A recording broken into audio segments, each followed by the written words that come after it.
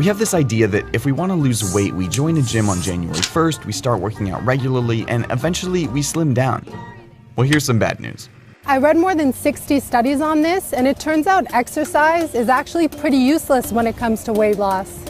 Dr. Kevin Hall at the National Institutes of Health has done some of the most important studies on exercise and weight loss.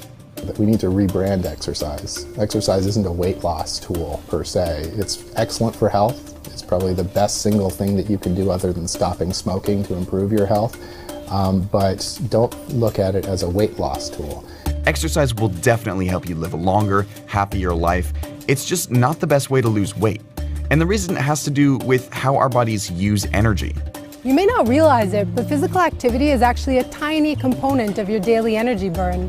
There are three main ways our bodies burn calories. These include your resting metabolism, so that's how much energy your body burns just for its basic functioning, just to keep you alive, basically. The other part of energy expenditure is the thermic effect of food, and that's just how much energy is required to break food down in your body.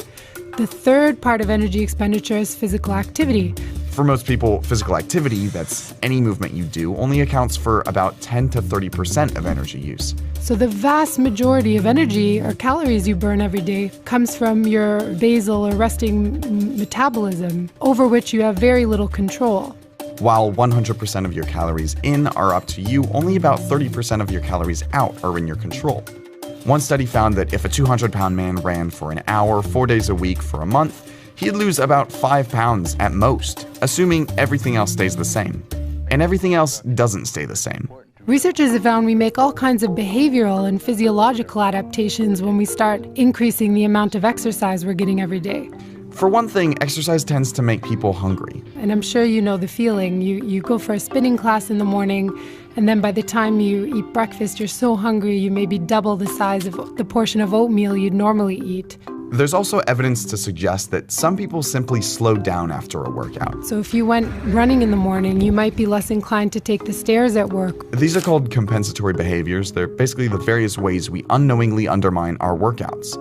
Researchers have also discovered a phenomenon called metabolic compensation.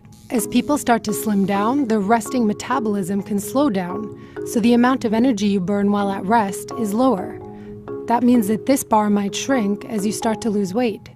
There's still a lot of research to be done, but one study from 2012 is particularly interesting. They went out into the middle of the savannah in Tanzania to measure the energy burn among a group of hunter-gatherers called the Hadza. These are super active, lean hunter-gatherers. They're not spending their days behind a computer at a desk. And what they found was shocking. What we found is there was no difference at all. So even though the Hadza have a much more physically active lifestyle, they weren't burning any more calories every day than adults in the US and Europe.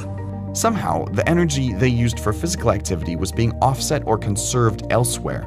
So how do they stay slim? They don't overeat. We can undo the calories that we burn off in exercise pretty quickly.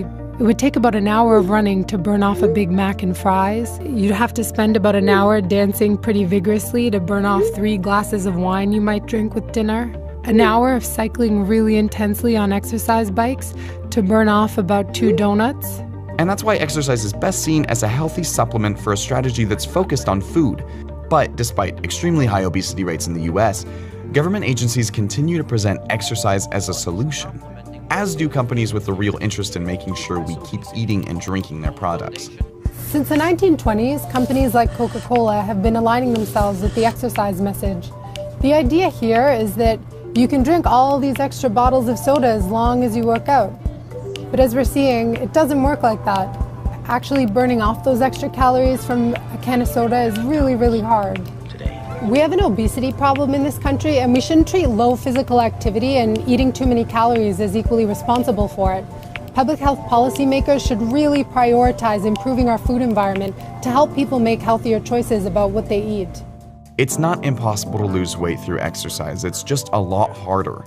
And we need to recognize how that works. If you do go to the gym, you burn all these calories.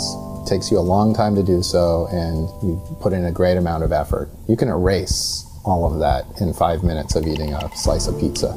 The relative magnitude is actually quite surprising, and most people don't fully appreciate that.